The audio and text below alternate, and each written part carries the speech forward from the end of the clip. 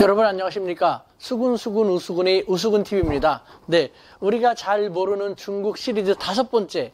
오늘은요, 중국, 미국식 민주주의를 왜 이다지도 땡땡할까? 미국식 민주주의를 중국은 왜 이다지도 땡땡. 여기서 땡땡이 무슨 뜻일까요? 한번 다 함께 지켜보도록 하겠습니다. 먼저 오늘 동영상과 관련된 동영상으로서 2020년 5월 달에 업로드한 중국 특색의 사회주의 대 대한민국형 민주주의라는 것을 댓글의 맨 위에 고정 댓글에 올려놨습니다. 그것도 참고로 보시면 좋을 것 같습니다.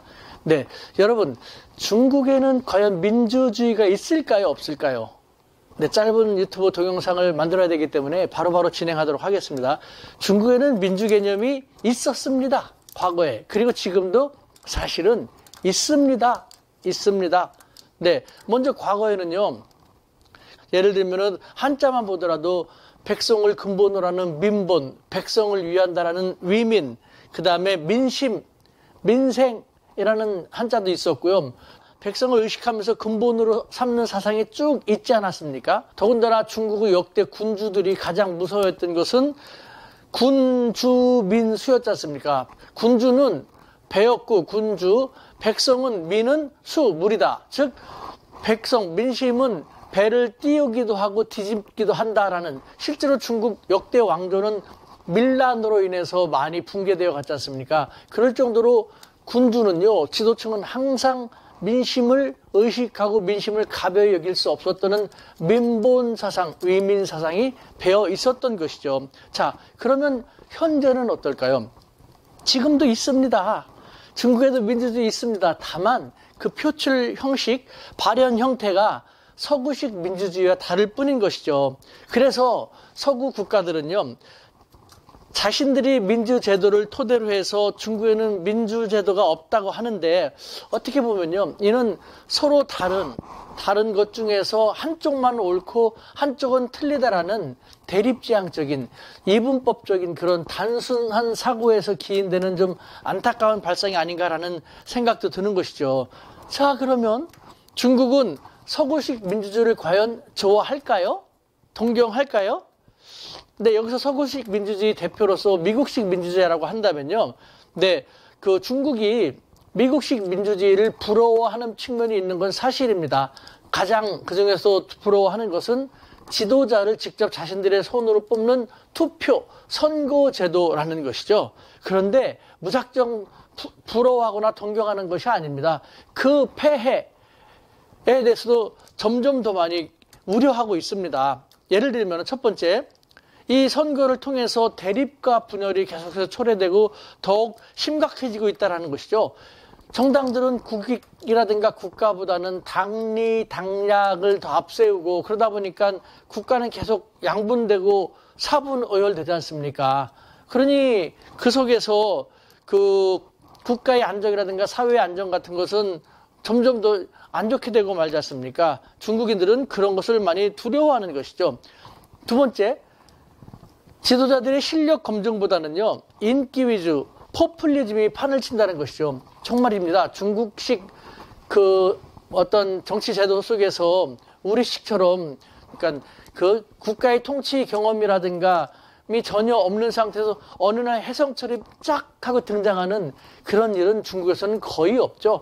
중국의 성장이라든가 어떤 지방정부의 당석이라든가 최고 지도층은요, 적어도 3, 40년, 수십 년 동안 중국의 다양한 지역에 가서 다양한 일을 하면서 실력을 검증받고 인격을 검증받고, 또 그러면서도 라이벌들의 경쟁 속에서 이겨가지고 한 걸음씩 높이 올라가게 되는 것입니다. 국가 경영에 대한, 국가 관리에 대한 것을 수십 년 동안 많은 경험을 한 상태에서 지도자가 겨우 될 수 있는 것인데, 우리는 어떻습니까? 한순간에 갑자기 짝 하고 대통령 지도자가 될 사람이 나타나고 대통령이 되고, 그 다음에 많은 문제가 생기고, 이것이 계속 반복되고 있지 않습니까? 예를 들면은 그 피아노를 전혀 치지 못하는 사람에게 수억 원짜리 초고급 피아노를 주면서 최고의 피아니스트가 되기를 바란다는 것은 처음부터 그 실현이 난망한 허망한 기대라는 것이죠. 결국 중국은 역사도 짧고 또 그 역사적 발전 과정이라든가 현재 놓여 있는 상황 등이 중국과 판이하게 다른 미국식 민주주의를 중국에 거의 그대로 이식하는 것에 대해서는 상당히 위험하다. 중국의 사회의 안정과 지속적인 발전 등을 생각할 때는 매우 우려된다라는 생각을 점점 더 많이 갖게 되는 것이죠. 미국식 민주주의 혹은 한국식 분열과 대립, 사분오열 등을 보면서 그런 생각을 점점 더 많이 갖게 되는 것이죠. 이것이 오늘날 중국의 실상입니다. 그런데 여러분, 솔직히 서구식 자본주의와 민주주의가 과연 전 세계 어느 나라에도 다 완벽하게 최고의 제도로서 잘 적용된다고 만능 치료제도 같다고 우리가 말할 수 있을까요?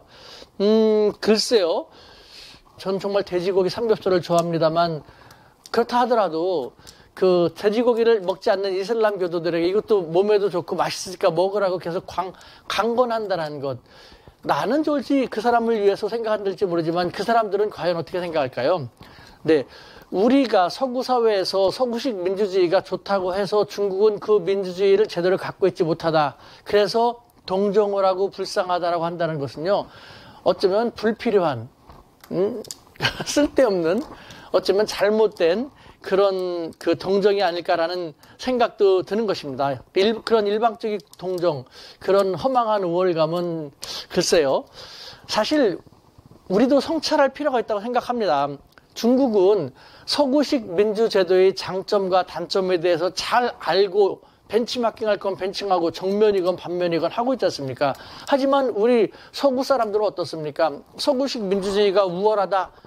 중국 사회주의 일당 독재 체제, 그거는 너무 위험해. 그건 아니야. 말도 안 돼. 라는 식으로 치부하지 않습니까? 하지만 어쩌면 개미와 배짱이와 같은 격이다라는 생각도 듭니다.